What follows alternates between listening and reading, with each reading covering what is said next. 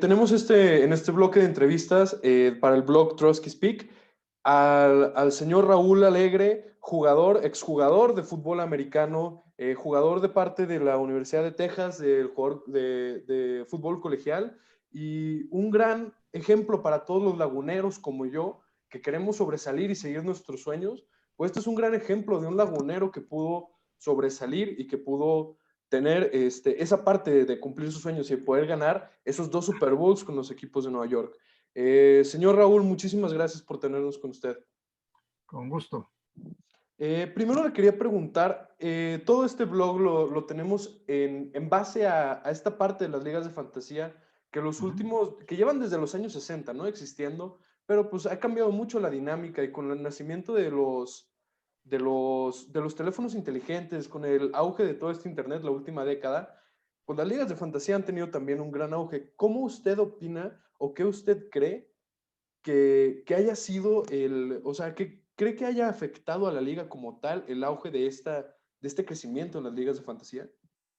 Sí, creo que tiene mucho impacto en la NFL, en el béisbol. Creo que en el béisbol fue donde empezaron las primeras ligas de fantasía y creo que hay versiones también del fútbol. Y en lo que respecta a la NFL, pienso que las ligas de fantasía atraen a lo que yo llamo los aficionados casuales. Los aficionados de hueso colorado van a seguir a sus equipos a morir, independientemente de las ligas de fantasía, pero hay muchos aficionados y sobre todo jóvenes. Pienso que, o sea, por experiencia, por la gente que me contacta y por las ligas en las que participo, que las ligas de fantasía tienden a ser más de aficionados casuales y aficionados jóvenes. Como nos comenta, o sea, el efecto dentro de esta juventud pues ha crecido, ¿no? Y nos comenta que son más jugadores jóvenes los que entran dentro de este jugador casual que nos comenta. Pero esos jugadores jóvenes pues son el futuro de la afición y son la afición creciente en México. Antes veíamos una afición muy allegada a los Cowboys, muy allegada a los Raiders, muy allegada a los Steelers, que eran los equipos ganadores y los únicos equipos que transmitían partidos en México. ¿Usted cómo cree que haya afectado a estos jóvenes aquí en México la aparición y el auge de las ligas de fantasía que antes solo estaban en Estados Unidos? Ha afectado en el aspecto de seguir, como dices tú, todo cambió cuando el Internet empezó a hacerse más accesible. O sea, el Internet ha existido desde los años 60, pero en realidad no lo usábamos hasta a mediados de los 90 y las velocidades no fueron incrementando hasta entonces. Y como mencionabas, los teléfonos inteligentes y la capacidad de tener una app donde puedes tú estar moviéndote, no tienes que estar atado a una computadora fija, sino tienes todo en tu teléfono, y eso ha cambiado la dinámica de la gente de seguir a jugadores, no necesariamente a equipos. Y a, lo que impacta, por ejemplo, es que la gente está pendiente de cómo van sus jugadores. Para mí, una de las cosas que ha hecho la NFL que son extraordinarias para este sentido es el canal que se llama The Red Zone. El canal de Red Zone se dedica, o sea, pasa, bueno, en México lo tienen por ESPN, y saca las jugadas cuando los equipos están ya en posición de anotar. Y ese canal está diseñado para la gente que tiene equipos de fantasía, porque quieren ver a sus jugadores.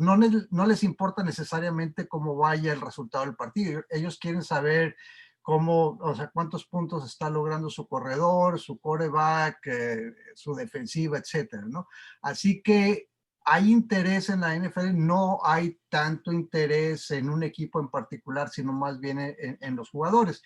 Pero esto, te digo, es más bien a un tipo de fanático que es casual. Ahora, eso no quiere decir que no haya fanáticos de equipos que también sigan las ligas de fantasía, porque sí los hay.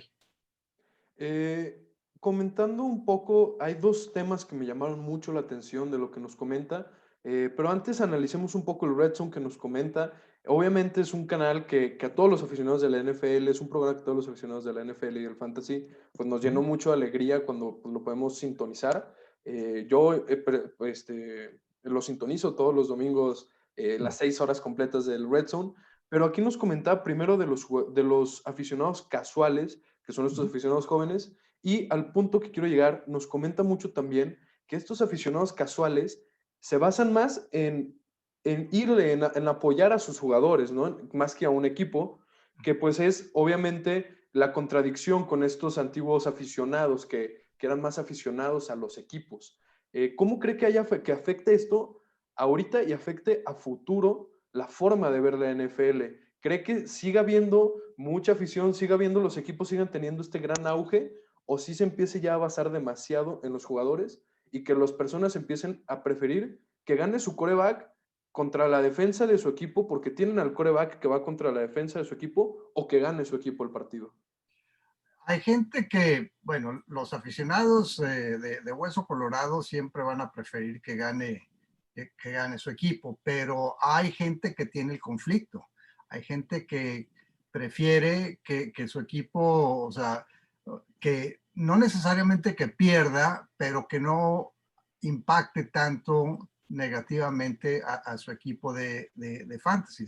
Estás hablando, por ejemplo, de una defensiva. Te doy un ejemplo, haz de cuenta que tú tienes a la defensiva de Pittsburgh y van a jugar contra Tennessee, pero tienes a Derrick Henry. Bueno, quieres que Derrick Henry logre puntos suficientes, pero y no quieres que te afecte, o sea, si le vas a Pittsburgh, no quieres que tu defensiva eh, quede tan afectada, o sea, que no quieres que pierdan el juego, pero también quieres que Derrick Henry consiga puntos suficientes para que ganes tu partido, o sea, tu match de la semana.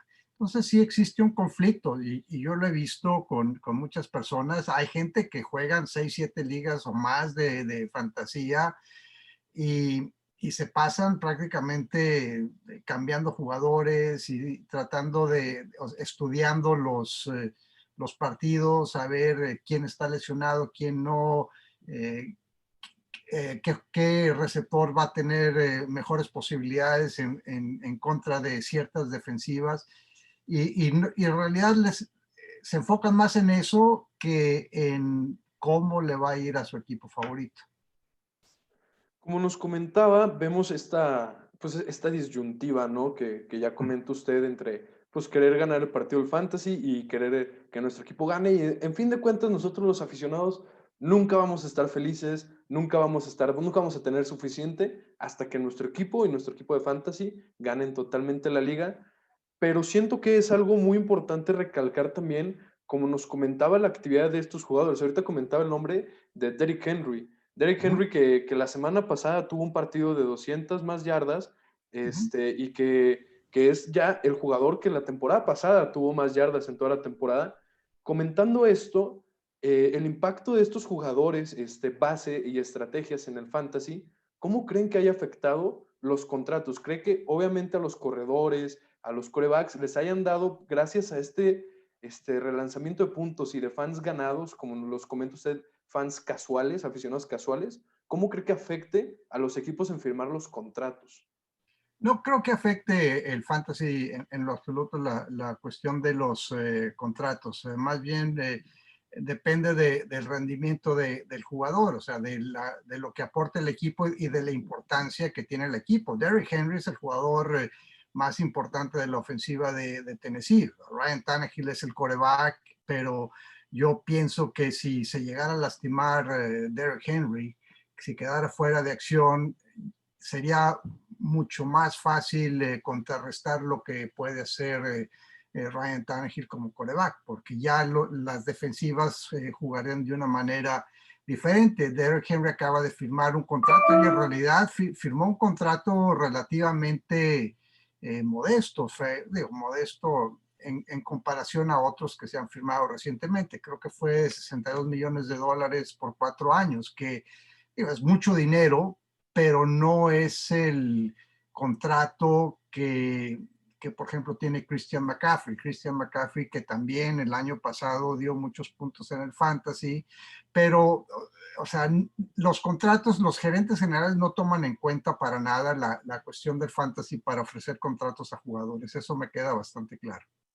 Ahorita que nos comentaba un poco este nombre de Christian McCaffrey, comentábamos un poco también de la firma del contrato de Derrick Henry. Son jugadores que llevan pues ya un poco de tiempo en las ligas, pero son jugadores que dentro de su mismo año de rookies no tuvieron el impacto que se les esperaba hasta ya un poco después.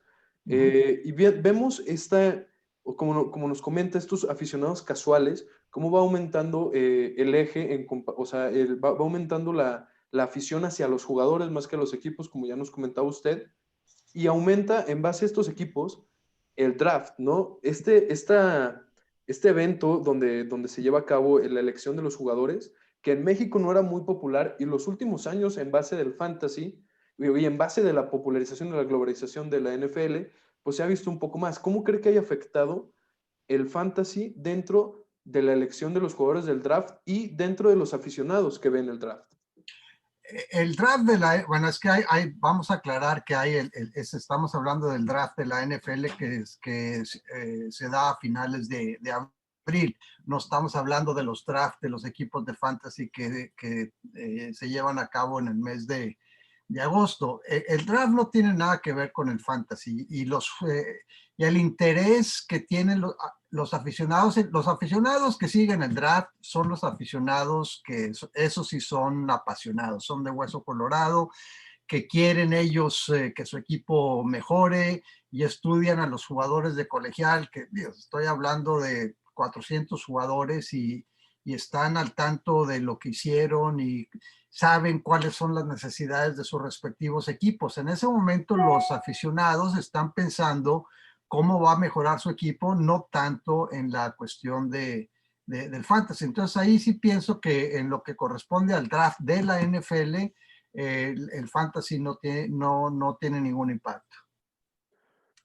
Como nos comenta, ya comentaba que sí tiene este cierto impacto dentro de la NFL en cuestión de seguir a los jugadores. Nos comenta por igual esta gran información que no tiene impacto dentro del draft, pero vemos el fútbol americano como un deporte muy completo, como un deporte de perfección pura, desde que un quarterback lanza un pase y el receptor puede saltar ese metro para alcanzar ese pase sobre el esquinero. ¿Cómo cree que haya afectado la entrada de esta aplicación, de este juego, al deporte como tal, sea en la liga de la NFL o sea como deporte como tal? ¿Cree que llegue a ser un gran impacto dentro de este deporte? No, el fantasy no impacta las estrategias de los equipos. Los equipos es punto y aparte.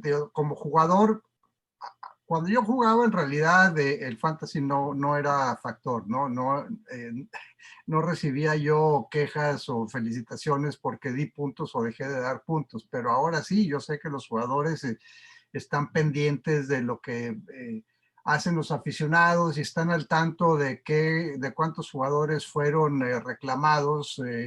Digo, por decirte, ahorita Travis Sullivan de Filadelfia fue de los, o Chase Claypool de Pittsburgh, que nadie lo tenía en sus equipos al inicio de la temporada, pero en las últimas 3 semanas ha sido el jugador que más han reclamado los aficionados. Bueno, los jugadores están al tanto de eso, pero no tiene ningún impacto con el factor, o sea, los coordinadores ofensivos no, o sea, quieren ver la manera de ganar el partido, porque si no ganan los partidos, los van a despedir, tan sencillo como eso. Entonces, hay veces que, digo, el mejor caso veo que le vas a los Patriotas porque veo un balón allá atrás.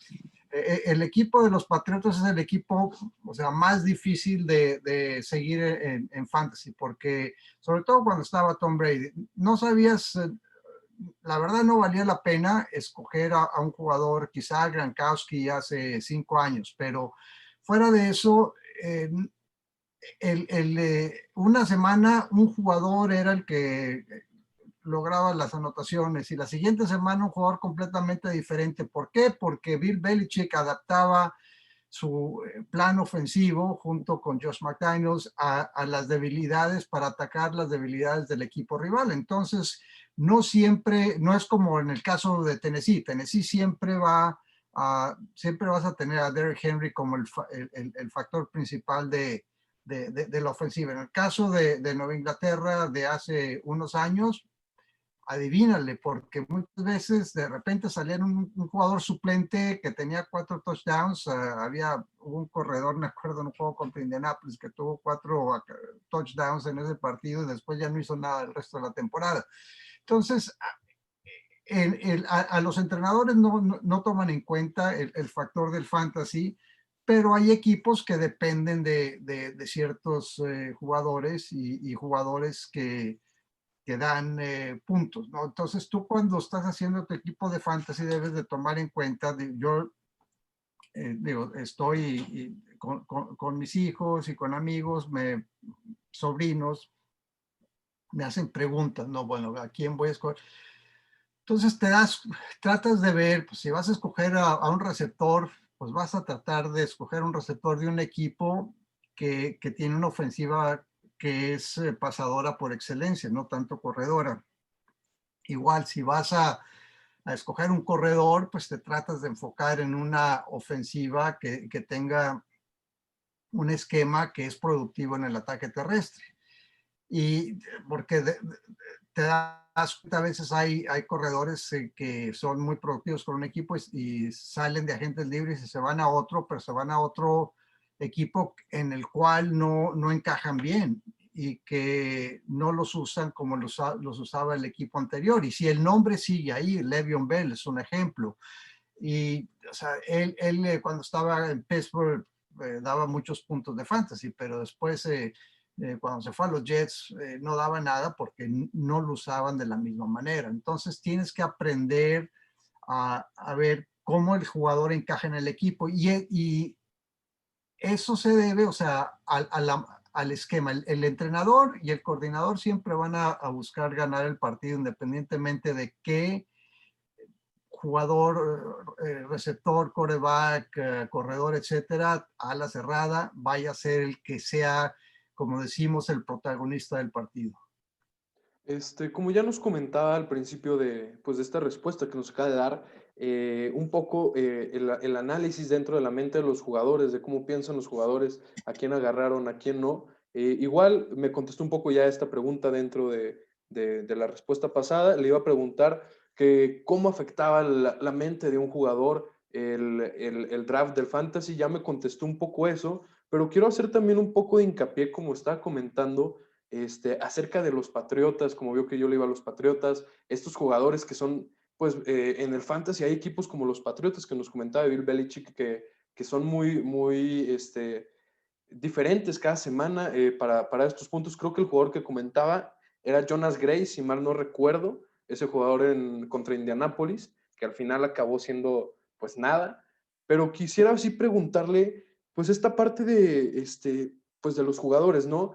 Hay jugadores que han firmado contratos con diferentes marcas, como lo fue Gardner Minshew, el quarterback de los Jacksonville Jaguars, con Bud Light, que firmaron para que cada quien que lo agarrara en la primera ronda y ganara su Liga de Fantasy tuviera pues esta promoción de cerveza. ¿Cómo cree que afecte en cierta parte como psicología del fantasy dentro de los mismos jugadores, más que dentro de los coaches, más que dentro del staff, dentro de los mismos jugadores? ¿Cómo cree que afecta esta psicología?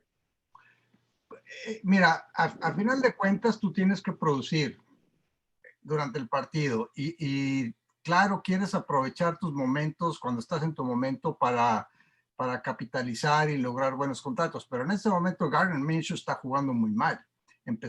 Tuvo 2 partidos buenos, pero a partir de la tercera semana ha tenido muchos problemas. De hecho, ya se está hablando de la posibilidad de que lo manden a la banca. Así que el enfoque del jugador siempre debe ser en la producción dentro del esquema ofensivo, independientemente de los contratos que llegue a tener. Muchas veces los contratos se convierten en distracciones y en lo que corresponde al fantasy, pues es Más bien cuestión de orgullo que digas, ah, bueno, soy el jugador que más solicitado está, pero es algo que te diré, o sea, no tiene el impacto. O sea, si no produces, vas a quedar fuera o te van a mandar a la banca. Perfecto. Ahorita antes de cerrar, le preguntaba a usted si tenía sus ligas de fantasía y quisiera preguntarle por igual, dentro de estas ligas de fantasía, algo que nos interesa mucho en este blog es ver a, pues a todos nuestros entrevistados cuáles han sido en sus ligas de fantasía sus caballos de guerra que los han cargado durante todos estos partidos y sus decepciones, que probablemente draftearon a Saquon Barkley en su primer pick y fue la decepción de muchos, incluyéndome a mí. ¿Cuáles han sido sus caballos de guerra y sus grandes decepciones de esta temporada en el Fantasy? Pues mira, yo en las ligas que he jugado me ha tocado seleccionar, o sea, son ligas de 10 y 12 jugadores, son dos nada más, y en una seleccioné séptimo y en otra seleccioné décimo. La liga de 10 tenía la décima selección, entonces ya para cuando me tocó escoger los jugadores que más populares ya habían sido, ya no estaban disponibles.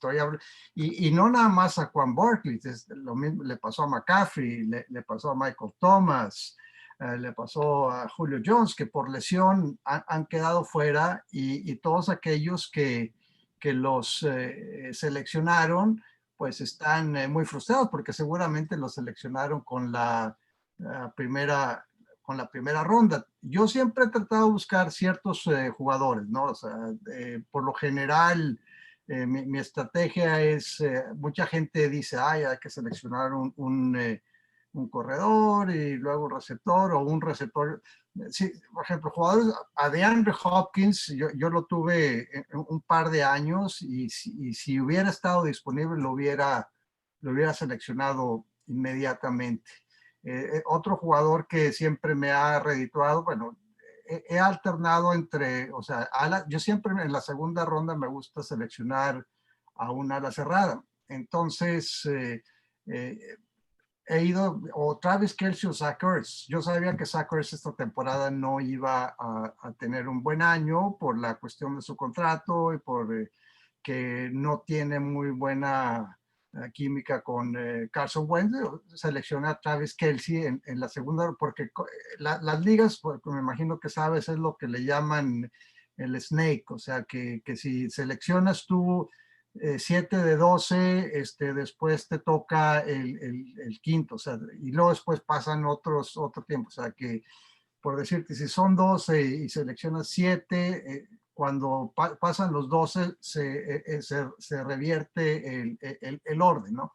Entonces seleccioné primero a Travis Kelce. En otra liga seleccioné en primera y segunda ronda a Kelce y a George Kittle, y la gente decía, oh, qué locura, ¿no? Están dando cualquier cantidad de puntos los dos. En el caso de Kittle tuvo una lesión, estuvo fuera un par de partidos, pero cuando han jugado no han dado menos de 17 puntos cada uno, ¿no?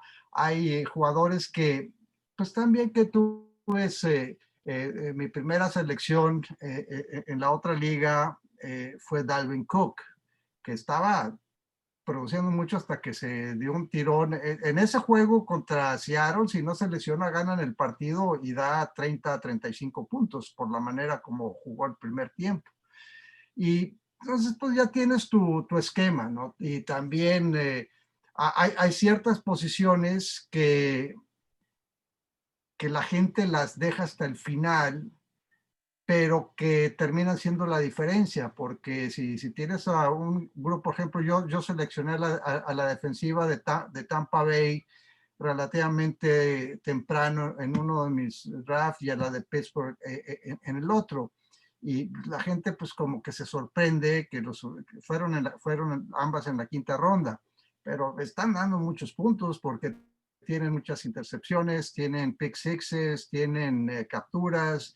Entonces, una buena defensiva que te dé 18 puntos, de 12 a 20 puntos cada semana, es la diferencia entre que ganes o pierdas. Entonces, hay ciertas posiciones, ala cerrada, defensiva y pateador, que la gente las deja hasta el final. Yo hago lo contrario, o sea, porque, bueno, si estás en una liga con más de 12 jugadores y tienes 14 jugadores, en realidad sí te conviene escoger eh, receptores y corredores al principio porque no vas a tener la opción de seleccionar jugadores en el waiver porque no están disponibles. O sea, son tantos los jugadores de la liga, o sea, tantos los participantes, los voy a decir participantes para no confundir con lo que es un jugador. Son tantos los participantes que no hay jugadores disponibles en lo que le llaman el waiver. Pero cuando es una liga de 10 o de 12, pues sí tienes la opción. Y aquí para mí la clave de ganar tu liga de fantasy es poner atención al waiver, porque y estar pendiente de qué jugadores están surgiendo, que no son necesariamente los superestrellas, porque va a llegar un momento en que vas a tener semanas bye en la que tus titulares no pueden jugar y tienes que tener un buen reemplazo. Y si no lo tienes, pues vas a perder. Pues muchísimas gracias por su tiempo. Ahorita ya le estoy comiendo un poquito de su tiempo y muchísimas gracias toda la información que nos dio, todo lo que hemos platicado. Aparte platicarlo con una persona como usted, con un lagunero como usted que, pues, que resaltó en este mundo, pues es muy valiosa toda la información que uno puede recibir y esperamos dentro de este blog poder llegar a más personas que puedan, pues, recibir esta valiosa información que usted y yo estamos compartiendo. Pero no me puedo aguantar quitarle estos 30 segundos de su tiempo para preguntar una pregunta que seguramente muchos le han hecho, que es una pregunta que no ha tenido nada que ver con la entrevista, pero sí le quisiera preguntar en una palabra o en una frase, ¿cómo define usted el sentimiento de haber ganado un Super Bowl? Es un sentimiento de logro y de satisfacción.